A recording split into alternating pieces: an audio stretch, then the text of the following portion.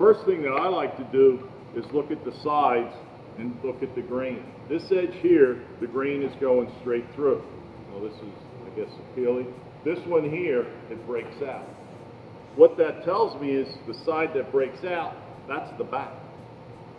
The front is flat.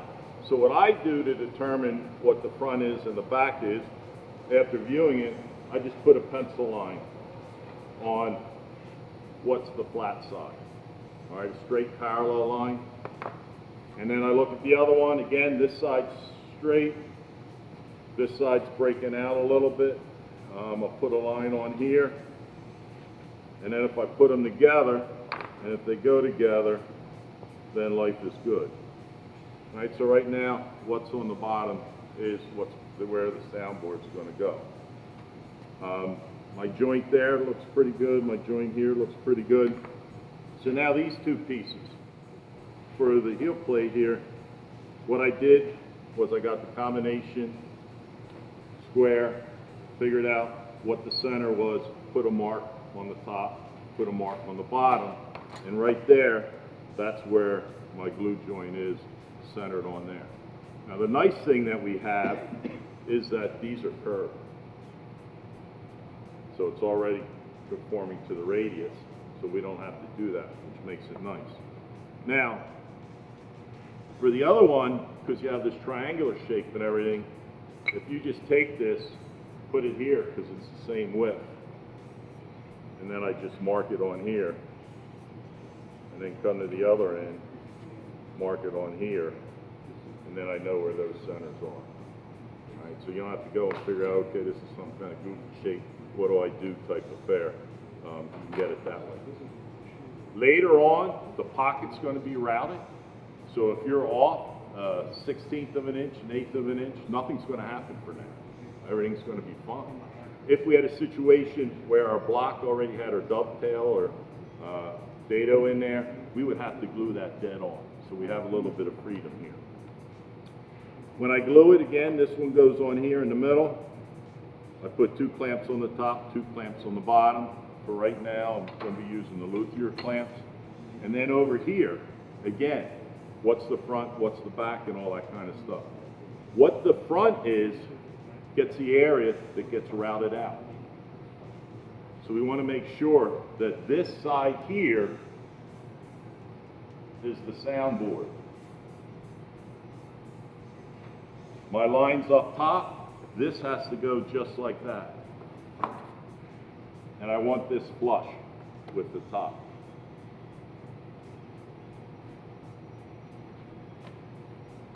This has a little bit of a slant on there, a couple degrees on here.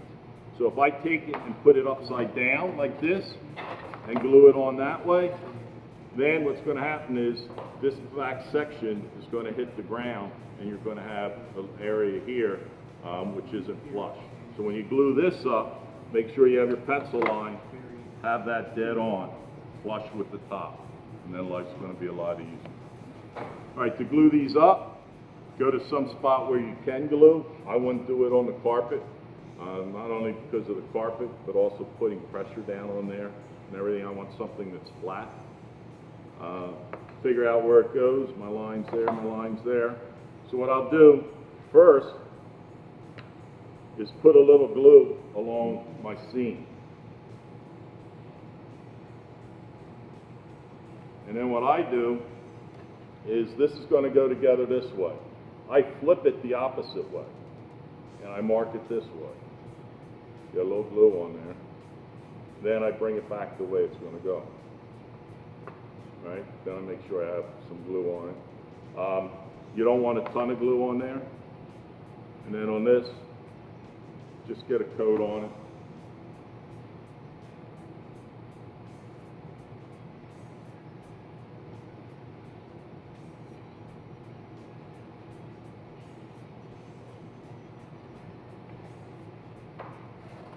Bring it over here, line it up.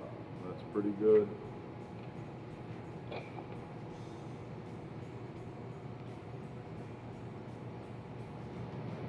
This is where if you have a partner to work with, it'll help things out so they can stabilize things as one person applies the pressure on the clamps. Then another problem we might have is we might not have enough clamps for everyone to go right away.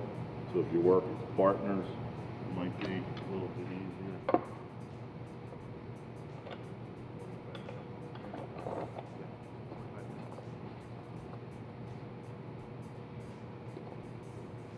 All right, I have that on there pretty tight. Gonna bring it up, bring it together. So my glue joint looks pretty good. And then I'll put the other clamps on. If you can squeeze up, please try to avoid taking your fingers to wipe it. Take a little damp, wash rag, towel, water. If you smear, it's going to get in the grain, and when you put finish on it, there'll be a nice little smear that you can't get into the grain. All right, so there we are. Also be careful of the clamps you use on this. Some of mine are missing the cushion or the pad. These luthier clamps here, the cam style clamps, have cork padding on them. Others, they just have the straight metal, and bad things can happen. If you put the metal part on the inside, then you can get away with it. All right, so now I'm going to look for where's my pencil line. My pencil line's on this side. So now I know that this block has to go this way. All right? So I'm basically going to do the same thing. I'm not going to flip this around and get glue on the other side because I really can't. Also, when you get done clamping, try to make a note of the time. So looking for 45 minutes?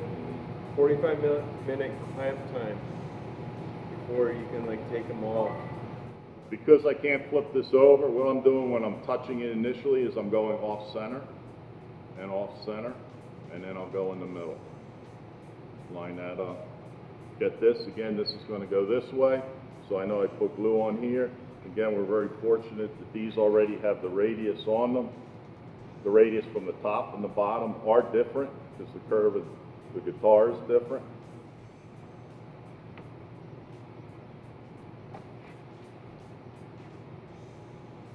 And this is pretty important to try and get this as flush as you can right there.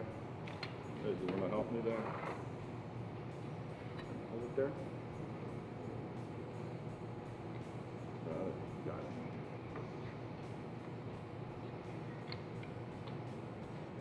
Notice in here where I have the clamp going, the ones in front, because we have this length on there. So then what I'll do, I have my AA on there. I'll write 10:15 on here. At 11 o'clock, I can take these off and then someone else can use these. Again, extremely important that we're flush up here. Because of our dome on there, these pretty much end up being flush. You end up with a little space on the back here. When we radius that, that space is gone. We have nothing to worry about.